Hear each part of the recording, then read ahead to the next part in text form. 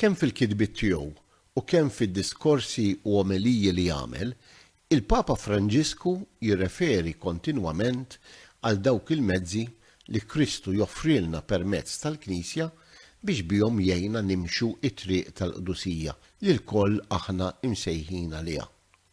L-istess jagħmel fl-eżortazzjoni Gaudete et Exsultate.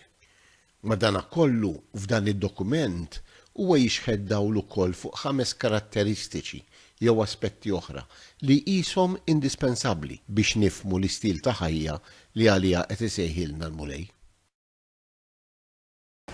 Fil-Gaudete et Exsultate, il-Papa ma jagħtina l-ebda dottrina ġdida biex ngħidu hekk iż-żmien li l-papiet fid-dokumenti tagħhom jagħtuna xi tagħlim ġdid ta' natura dogmatika jew morali, nistgħu ngħidu li kważi għaddax il-papiet ta' qabel sa anki Benedettu 16 tawna dokumenti mill-aktar għolja f'dak li huwa tagħlim u teoloġija. Il-Papa Franġisku għalkemm forsi jippreżenta ruħu bħala aktar sempliċi u aċċessibbli, xorta huwa profond ħafna.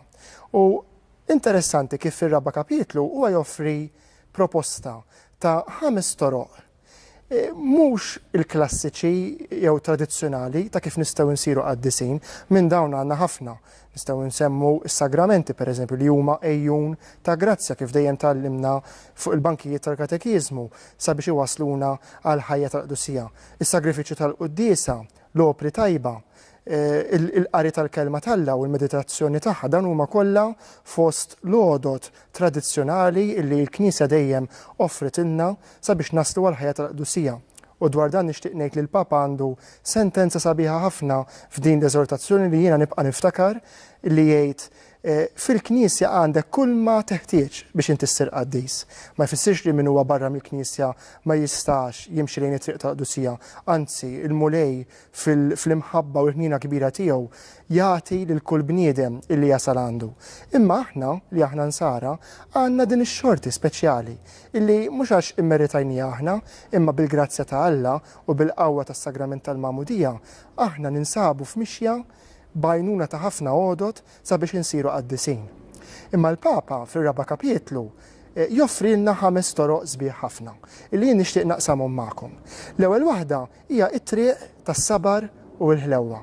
Tista' ssir qaddis billi inti turi ħlewwa mal-oħrajn. Anzi propju jistedinna f'dinja li forsi sirna fija aktar goffi, aktar żorri, aktar serji fil-ħajja donnu maċ fadal hekk jisu min jipprova juri ħlewwa jew tieba jidher dejjem fuq in-naħa tat-telliefa, jidher dajjef. Mentri il-Papa jgħid le, aktar ma inti tkun kapaċi tieħu paċenzja bl-oħrajn, anke bik innifsek u bid-djufijiet tiegħek, aktar ma turi ħlewwa u tieba u imħabba lill-oħrajn. Hemmhekk tassew miexi it-triq tal-qdusija. U dan anki speċjalment fit-tiġrib. Niftakru li l-martri u rew dan is-sabar fit-tiġrib. Il-Papa jsemmi lista sħiħa ta' martri, anki fosthom nisa bħal famuża Edith Stein, Santa Teresa Benedetta tas-Salib, u semmejt martri qaddisa mara.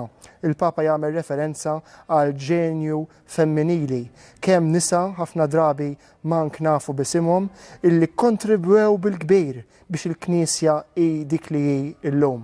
U l-Papa hemmhekk iġielna u jistedinna biex naħsbu. Aħseb ftit min kienu dawk il-persuni fil-ħajja tiegħek illi jispirawk, illi nebħuk biex timxi it-triq tal-qdusija. Żgur illi jekk tirrifletti fil-ħajja personali tiegħek se ssib diversi persuni illi għenuk, illi bnewk, illi tawk biex ngħidu hekk ix-xewka tad-dar tal-ħajja nisranija tiegħek. It-tieni aspett li jsemmi li diġà waqafna nitkellmu fuqu huwa l-ferħ u s-sens ta' umorizmu. Iva l-ħajja nisranija ngħixuha wkoll billi nkunu ferħanin. U l-Papa jekk tinnotaw id-dokumenti kollha li tagħna b'xi mod iduru mat-tema tal-ferħ. Sew jekk tagħna il-ferħ tal-Vanġelu, sew jekk tagħna il-ferħ tal-imħabba u issa din l-eżortazzjoni sabiħa ifirħu u tennew. U ma ninsewx ukoll l-enċiklika tiegħu li wkoll b'xi mod titkellem dwar il-ferħ li jesprimi ruħu fil-ġieħ u t-tifħir li nagħtu lill-Alla fil-ħolqien tiegħu. Il-Laudato Si. It-tielet asmet li jsemmi huwa il-kuraġġ. Il-kuraġġ dik li bit-Taljan jgħidilha awdaċja.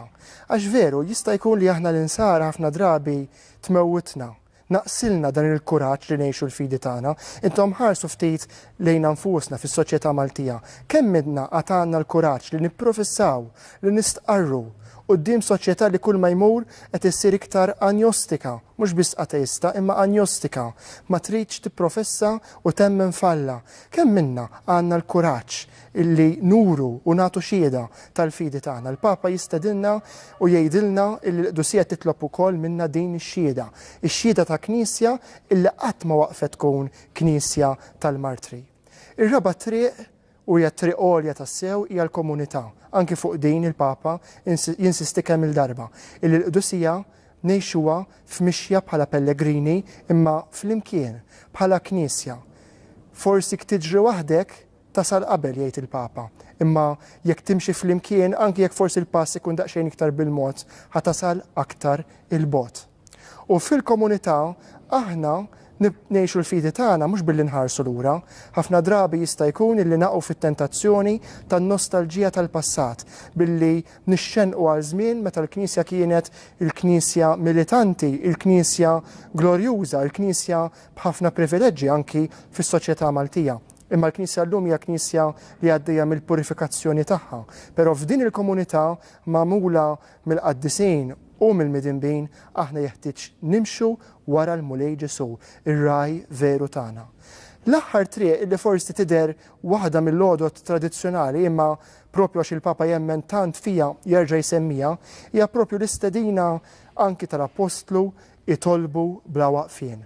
Hemm bżonn li l-ħajja tat-talb ma tkunx kompartiment żgħir tal-ħajja tan-nisrani, imma tkun il-ħajja kollha tiegħu. Il-ħajja kollha tagħna tista' ssir talba jekk ngħixuha faqda mal-mulej. U hawnhekk nirritornaw u nagħlqu b'dan lejn punt kruċjali li jsemmi l-Papa f'din l-eżortazzjoni. Il-Qdusija tinkiseb bil-ġesti iż-żgħar. B'kull ġest kejken li inti tagħmel, għażiż hija, għażiża uħti. Inti qed tgħix ħajtek bħala talba, bħala sagrifiċċju jfuh tila quddiem il-mulej.